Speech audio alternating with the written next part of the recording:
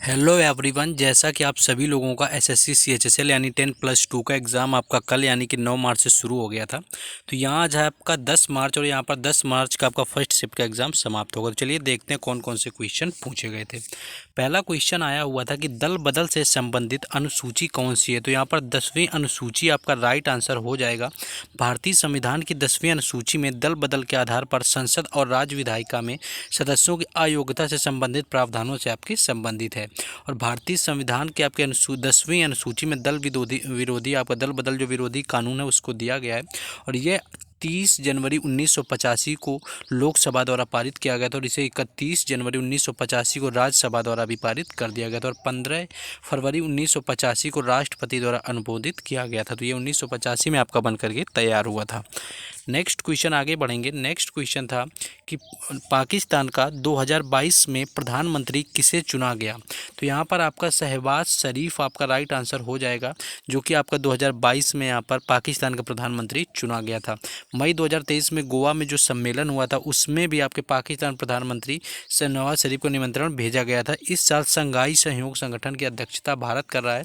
अध्यक्ष देश के निमंत्रण को रेगुलर रूटीन आपका माना जाता है। तो यहाँ पर शहबाज शरीफ इस क्वेश्चन का बिल्कुल राइट आंसर था आपका।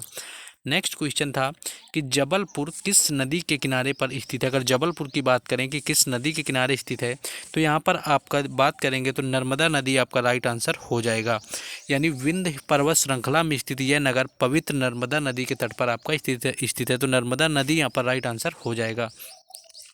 जबलपुर भारत के प्रमुख शहरों दिल्ली, हैदराबाद, अहमदाबाद, पुणे, कोलकाता तथा मुंबई से हवाई मार्ग से आपका जुड़ा हुआ है। नेक्स्ट क्वेश्चन देखेंगे। नेक्स्ट यहाँ पर क्वेश्चन है कि मोहिनी अट्टम नृत्य किस राज्य से संबंधित है। अगर मोहिनी अट्टम की बात करें तो मोहिनी अट्टम आपका केरल से संबंधित एक एकल नृत्य परंपरा है, जिसे प्रकृति नामक एक युवती ने नृत्य और संगीत के माध्यम से स्वयं को मंदिर के देवता को समर्पित करने के लिए आपका किया गया था। और यह भारत के 8 शास्त्रीय नृत्यों में से एक है और जो कि आपका यहाँ पर बात करें तो केवल महिलाओं के द्वारा किया जाने वाला आपका इकलौता शास्त्रीय नृत्य जो कि मोहिनी अट्टम है, जो कि केरल राज्य से संबंधित है। नेक्स्ट क्वेश्चन आप देखेंगे, लेकिन उससे पहले जिन लोगों ने अभी तक वीडियो को लाइक और चैनल को सब्सक्राइब नहीं किया तो सबसे पहले तो आपको वीडियो को लाइक करना है। ये रिक्वेस्ट है आप लोगों से कि सबसे पहले आप वीडियो को लाइक कर दें, क्योंकि इससे हमें मोटिवेशन मिलता है। बाकी आपको चैनल को जरूर सब्सक्राइब करना है, क्योंकि हर एग्जाम का एनालिसिस यहाँ पर आपको हम करवाते हैं, उसके लिए हार्ड वर्क करते हैं। हर एग्जाम का प्लेलिस्ट आपका बना दिया जाता है, किसी भी एग्जाम का जाकर के किसी भी डे और शिफ्ट का एनालिसिस आप देख सकते हैं। बाकी आपको टेलीग्राम चैनल और व्हाट्सएप ग्रुप दोनों का लिंक आपको डिस्क्रिप्शन में दे दिया गया, तो उससे जुड़ जाएं। तो वहाँ पर आपको इन सारे क्वेश्चंस के पीडीएफ और बाकी सारी अपडेट मिलती रहेंगी। तो चलिए क्वेश्चन में वापस आते हैं। क्वेश्चन ये था कि व्यास सम्मान 2022 में किसे दिया गया था। तो प्रसिद्ध हिंदी लेखक जो थे डॉक्टर ज्ञान चतुर्वेदी 2018 के व्यंग उपन्यास पागल खाना को 32वें व्यास सम्मान में आपका जो 32वां व्यास सम्मान था 2022 के लिए आपका चुना गया था। 1991 में के बिरला फाउंडेशन द्वारा आपका स्थापित किया गया था। ये आपका के बिरला फाउंडेशन के द्वारा आपका व्यास सम्मान स्थापित किया गया था 1991 में, जो कि आपका एक भारतीय नागरिक द्वारा प्रकाशित एक हिंदी उत्कृष्ट हिंदी साहित्यिक कृति को आपका दिया जाता है। तो ये आपका बिरला फाउंडेशन के द्वारा शुरू किया गया था। तो ये भी आपको यहाँ पर याद रखना है, क्योंकि इस तरह से रिलेटेड क्वेश्चन भी आपके मोस्टली पूछे जाते हैं। आगे बढ़ेंगे। आगे क्वेश्चन ये था कि पल्लव वंश की राजधानी कौन सी थी। तो पल्लव वंश जो था आपका 6 से 9वीं शताब्दी ईसा पूर्व में आपका दक्षिण भारत के कुछ हिस्सों पर आपका इसने शासन करने वाला एक राजवंश रहा है। और जो कि महेंद्र वर्मन आपके इसके प्रथम के शासन काल में पल्लवों ने 6ठी शताब्दी में आपका कांचीपुरम में आपका राजधानी बनाया हुआ था, जो कि वर्तमान में आपका तमिलनाडु में स्थित है। तो कांचीपुरम यहाँ पर राइट आंसर हो जाएगा, जो कि पल्लवों की यहाँ पर राजधानी रही है। नेक्स्ट क्वेश्चन हम लोग देखेंगे। नेक्स्ट क्वेश्चन आपका था कि आपका जो यूथ गेम्स हुआ है खेलो इंडिया यूथ गेम्स, उसमें हरियाणा ने कितने पदक जीते हुए हैं। यहाँ पर करंट का ये क्वेश्चन था आपका स्पोर्ट्स से रिलेटेड। तो ये यूथ गेम्स आपका वो उसमें कितने जीते हुए हैं। तो अगर इसकी बात करें तो आपका ताऊ देवीलाल स्टेडियम में आपका हुआ था खेलो इंडिया यूथ गेम्स का आयोजन शानदार तरीके से हुआ था। और आयोजन के आपके अंतिम दिन हरियाणा ने आपका जो प्रदर्शन किया था, आपके 10 गोल्ड मेडल लास्ट दिन जीते थे। इस तरह अगर कुल पदकों को बात करें तो हरियाणा ने महाराष्ट्र को आपको पीछे छोड़ दिया, क्योंकि 137 मेडल जीते हुए थे। तो ये खेलो इंडिया जो यूथ गेम्स आपका हुआ था, इसमें हरियाणा ने 137 मेडल जीते हुए थे, जो कि आपका क्वेश्चन पूछा गया। तो 137 राइट आंसर था, जिसमें कि 52 गोल्ड थे, 39 सिल्वर थे और 46 आपके ब्रॉन्ज रहे हैं। वहीं दूसरी सूची में बात करें कौन था, तो 125 पदक यहाँ पर महाराष्ट्र ने जीता हुआ है। तो महाराष्ट्र यहाँ दूसरे नंबर पर रहा हुआ है आपका खेलो इंडिया यूथ गेम्स में। महाराष्ट्र ने आपके 125 पदक जीते हुए हैं, तो ये भी याद रखना है कि आपका पूछा जा सकता है। नेक्स्ट क्वेश्चन एक ये था कि कथक नृत्य किस राज्य से संबंधित है या किस क्षेत्र से संबंधित है, उत्तर पूर्वी या उत्तर भारत या दक्षिण भारत, कुछ ऐसा आपका दिया हुआ था।